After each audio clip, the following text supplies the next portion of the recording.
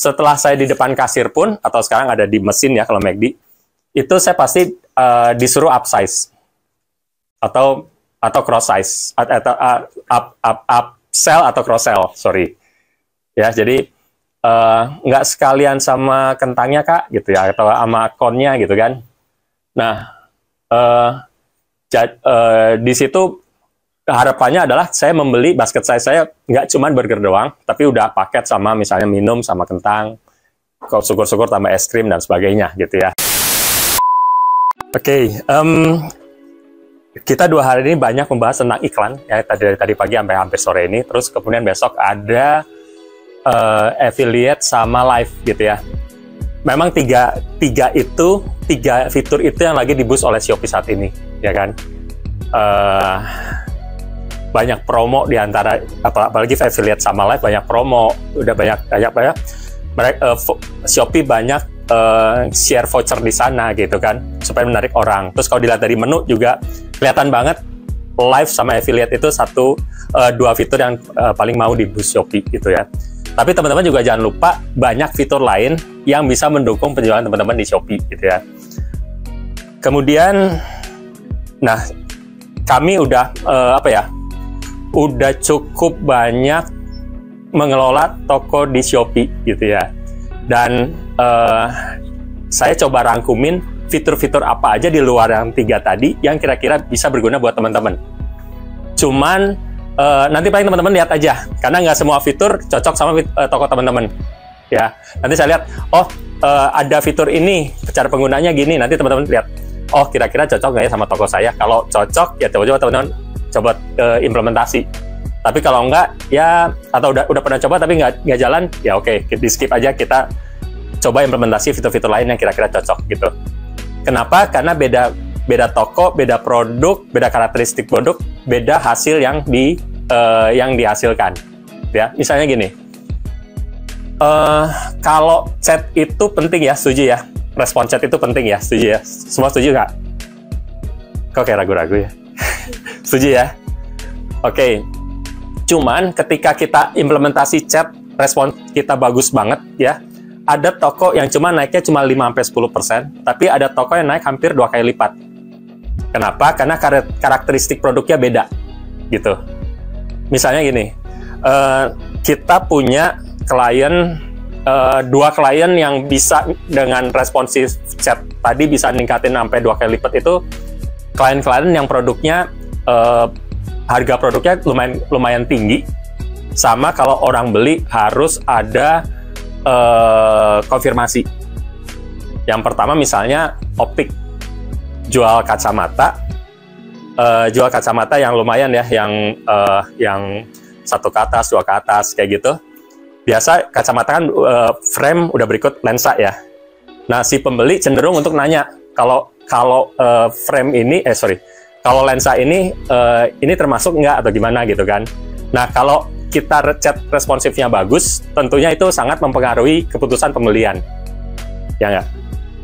Itu, terus kemudian kita juga punya klien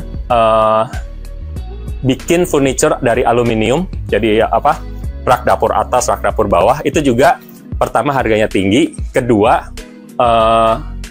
juga ketika beli pasti pengen minta konfirmasi, bisa nggak sih dibikin gini atau dibikin modif kayak gini, kayak gitu. Nah, kalau produk-produk karakteristik seperti itu, kalau kita responsif chatnya bagus, itu bisa meningkat sampai 2 kali lipat.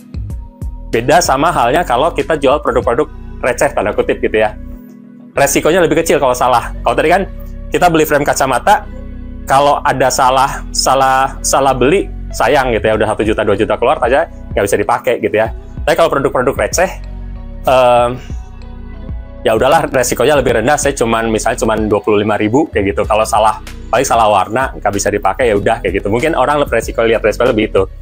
Kalau responsif, kita chatnya responsif di produk-produk seperti itu, ya bisa ningkatin penjualan, cuma nggak segede kayak tadi, sampai 2 kali lipat kayak gitu. Jadi sekarang saya coba listin fitur-fitur apa aja sih yang kira-kira teman-teman bisa dioptimalkan. Cuma nanti teman-teman yang milih sendiri, ini kira-kira cocok buat toko saya atau enggak, gitu ya.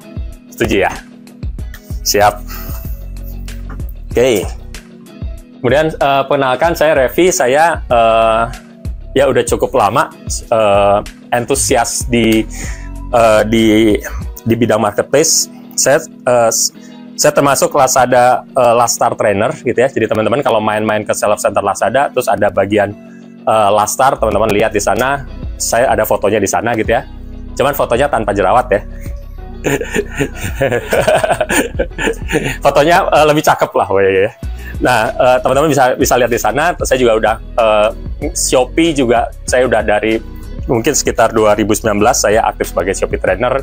Dan ya setelah di luar itu kita juga banyak bantu toko-toko di 3 platform tadi, Shopee, Lazada, Tokopedia. Oke ya. Oke, kita ngomongin makanan dulu ya. Oke, ini ilustrasi yang paling simple adalah kalau kita ngejalanin toko di Shopee adalah kita lihat McD deh gitu ya. McD itu secara apa ya? Dia pasang billboard di tengah jalan ibu kota. Ini satu hari bisa dilaluin berapa puluhan atau ratusan ribu mobil lah ya. Kalau dia pasang itu sebulan, berarti berapa puluh juta orang yang sadar bahwa McD jualan burger gitu. Kira-kira gitu ya. Cuman apakah dengan dia pasang billboard seperti ini yang mahal seperti ini tengah jalan, apakah otomatis penjualannya meningkat? Enggak ya, jawabannya belum tentu karena tergantung dari step-step berikutnya. Nanti kita lihat customer journey dari McD ya, dari customer McD. Jadi pertama kalau kita lewat sini, wah siang-siang lapar, terus kita lihat billboard ada apa ya, ada gambar burger gitu ya, kita lapar-lapar, wah kayaknya lucu juga nih kalau kita ke McD gitu kan kira-kira. Nah terus kemudian kita anggap ini masih visibility. Visibility kan berapa orang yang produk toko kamu itu jualan produk ini gitu, kira-kira seperti itu ya. Itu visibility. Kemudian itu dengan pasang iklan ini sebetulnya visibility-nya luar biasa. Oke, tapi belum tentu nanti penjualannya luar biasa. Jadi habis ke visibility, tentunya orang kalau misalnya tertarik, dia bakal ke gerai McD, ya kan? Gerai McD itu namanya traffic, ya kan? Orang datang ke gerai McD, terus dari sana belum tentu terjadi penjualan. Kalau misalnya saya lihat, aduh, nggak ada meja kosong atau ada meja kosong juga belum diberesin gitu misalnya, atau misalnya saya ngincer burger kok lagi kosong, atau misalnya kok mas-masnya jutek ya gitu kan, bisa jadi nggak jadi berjualan, keluar lagi lah terus saya dari McD gitu ya. Tapi kalau misalnya semua itu beres, misalnya mejanya ada meja kosong, bersih, rapi gitu, udah gitu terus saya pengen burger ada gitu, nah pasti terjadi penjualan gitu ya.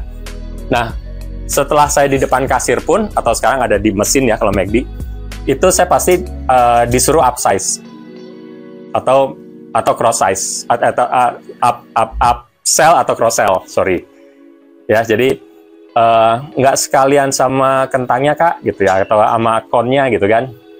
Nah di situ harapannya adalah saya membeli basket size saya nggak cuma burger doang, tapi udah paket sama misalnya minum sama kentang, syukur-syukur tambah es krim dan sebagainya gitu ya. Satu hal yang cara mereka cross sell, cara mereka upsell itu luar biasa, karena gini, saya dulu balik lagi ke tahun 2000, tahun berapa ya itu ya, tahun 2006-an, 2007, 17 tahun lalu, saya pernah jadi engineer database ya. Ketahuan ya umur saya ya. Jadi kalau yang tadi nebak-nebak umur saya 20 kayaknya salah ya. Nggak ada juga ya. Oke, 17 tahun lalu saya pernah jadi engineer database. Saya database di salah satu operator gitu ya, salah satu operator telco. Kemudian saya adalah database administrator dari dari layanan mereka yang ringback-tone. Tahu ya ringback-tone teman-teman ya? Tahu? Kayaknya yang lain ragu-ragu. Jadi kalau kita nge-call orang, kita dengar musik, nah itu ringback-tone, gitu ya. Saya narik data untuk lagu-lagu yang diputer, lagu-lagu yang CD-nya ada di salah satu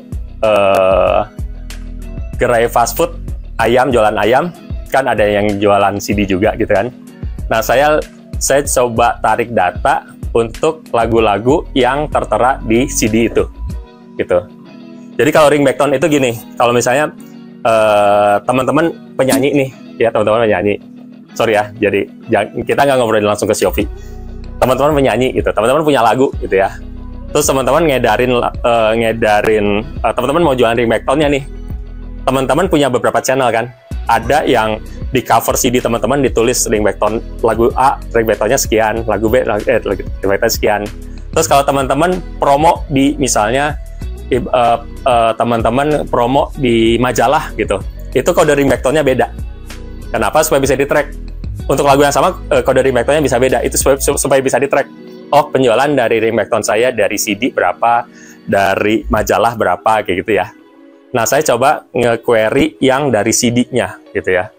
Dan itu luar biasa. 1 bulan ya bisa puluhan atau ratusan. Dan itu sebetulnya kode itu hanya ada di CD yang dijual di gerai fast food tersebut, gitu ya. Bisa kebayang kalau kode itu ada di CD, berarti yang beli CD-nya aja udah lumayan sebetulnya, ya kan? Dan itu pun bisnis mereka itu di luar dari bisnis utama mereka jualan ayam, ya kan? Jadi saya cuma pengen intermezzo aja. Jadi dahsyatnya upsell, cross sell tuh sampai seperti itu. Padahal nggak nyambung ya, orang mau makan ayam ditawarin CD gitu kan. Ibaratnya kalau teman-teman jualan gaun ditawarin bola basket kan, ya tapi segitu hebohnya itu upsell.